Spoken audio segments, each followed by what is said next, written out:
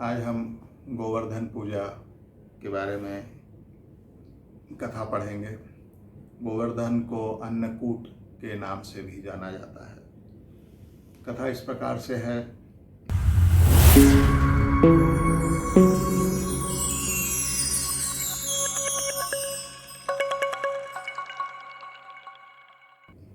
भगवान श्री कृष्ण बलराम जी के साथ वृंदावन में रहकर अनेकों प्रकार की लीलाएं कर रहे थे।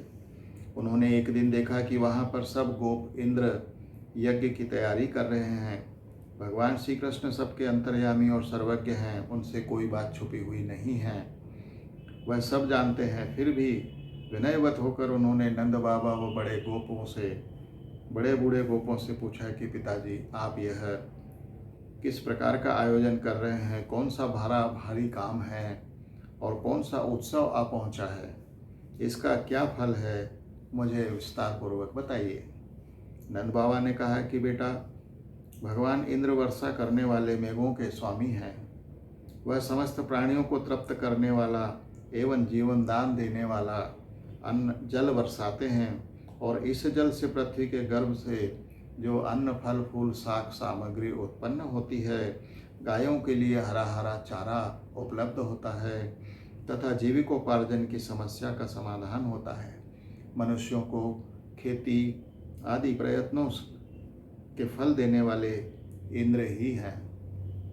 विभिन्न प्रकार की सामग्रियों से उनका यज्ञ कर हम इंद्र देवता को प्रसन्न करते हैं।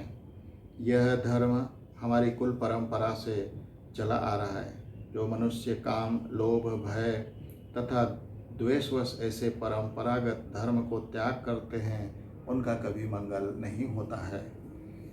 अधम शरीरों को ग्रहण करता हुआ तथा छोड़ता रहता है। अपने कर्मों के अनुसार ही वह यह शत्रु और मित्र है, यह उदासीन है, ऐसा व्यवहार करता है। कहाँ तक कहूँ, कर्म ही गुरु है और कर्म ही ईश्वर है, कर्म ही पूजा है। मनुष्य को चाहिए कि पूर्ण संस्कारों के अनुसार अपने वर्ण तथा आश्रम के अनुकूल धर्मों का पालन करते हुए कर्म का ही आदर करें, जिसके द्वारा मनुष्य की जीविका सुगमता से चलती है, वही इसका इष्ट देव होता है। इसलिए पिताजी, हमें गौ, ब्राह्मण और गिरिराज का पूजन करना चाहिए। इंद्र यज्ञ के लिए जो सामग्री इकट्ठी की गई है, उन्हीं से इस यज्ञ का अनुष्ठान करेंगे।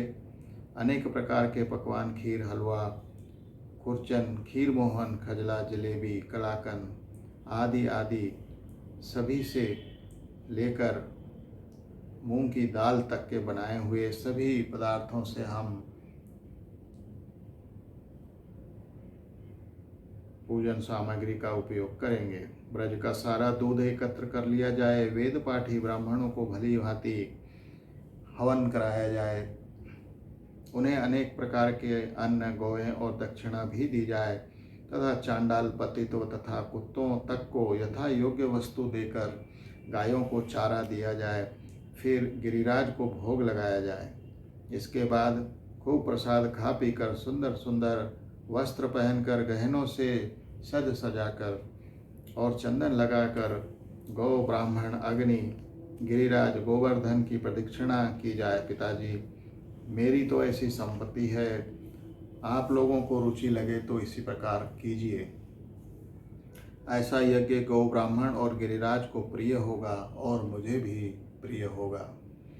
नंद बाबा ब्रजवासियों ने कहा कि बेटा, हमें इसमें कोई आपत्ति नहीं है, परंतु इंद्र नाराज हो गए तो फिर उनके कोप से तुम्हें ही हमारी रक्षा करनी होगी। जो कुछ भी हम भोग लगा देंगे वह सब कुछ खाना होगा।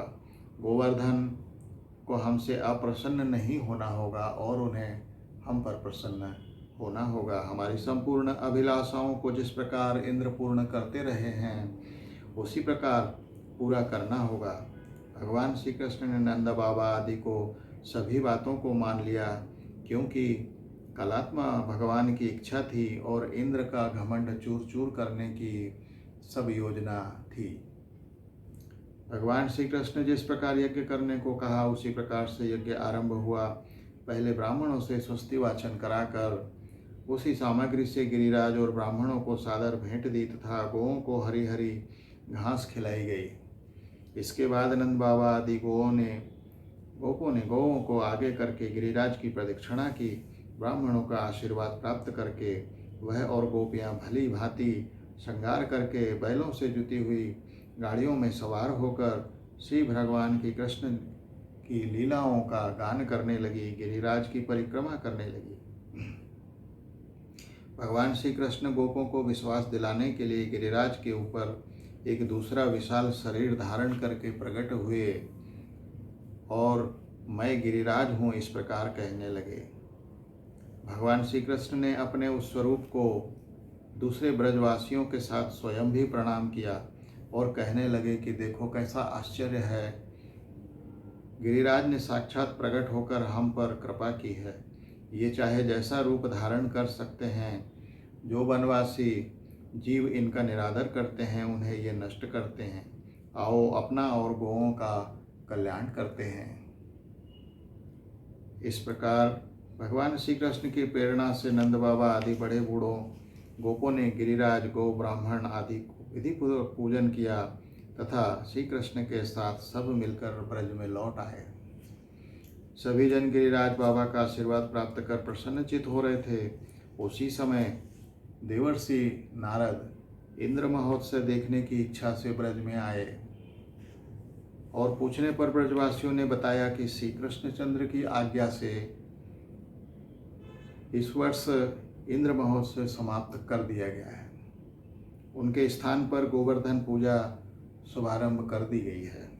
यह सुनते ही नारद उल्टे पांव लौट गए और इंद्रलोक में जाकर खिन्न मुद्रा में सूचित करने लगे कि हे राजन, तुम महलों में सुख भोग रहे हो, उधर ब्रजमंडल में तुम्हारी पूजा समाप्त कर दी गई है। गोवर्धन पर्वत की पूजा हो रही है। इसमें इंद्र ने अपनी मानहानि समझकर मेघों को आज्ञा दी कि वे ब्रज में जाकर प्रलयकारी मूसलाधार वर्षा करके पूरे गांव को तहस नहस कर दें। पर्वताकार प्रलयकारी बादल ब्रज की ओर उमड़ पड़े। भयानक वर्षा देखकर ब्रजमंडल घबरा गया। सभी ब्रजवासी श्री कृष्ण के शरण में जाकर कहने लगे कि भगवान इंद्र हमारी नगरी को डुबोना चाहता है और अब हम क्या करें।